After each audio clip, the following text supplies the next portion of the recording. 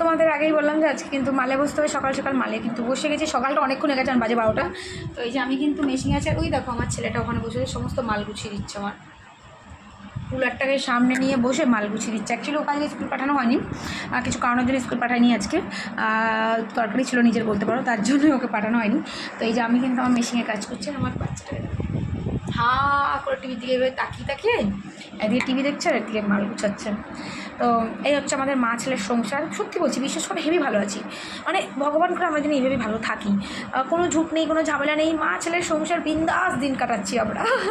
তো সত্যি, আর হ্যাঁ, নিজের সন্তানকে ছেড়ে দিন কাটাবো সেটা জাস্ট আমি কল্পনা করতে পারি না। একা কাটাবো আমি সেটা কল্পনা করতে পারি না। আমার সন্তানকে নিয়ে আমি আমার দিনটা কাটাবো। খারাপ থাক, ভালো থাক, মন্দ থাক, খেতে পারি না পারি, ছেলেকে সাথে নিয়ে কাটাবো, একা নয়। আমি যদি নুন ভাত খাই, আমার ছেলেকে আমি নুন ভাতই খাওয়াবো, কিন্তু আমি একা পারবো না। আমার ছেলেকে নিয়ে আমি মানে ভগবানের কাছে এটাই প্রে করি, ছেলেটাকে যদি মানুষ করতে পারি, ব্যাস। তো চলো পরে আবার কথা বলছি।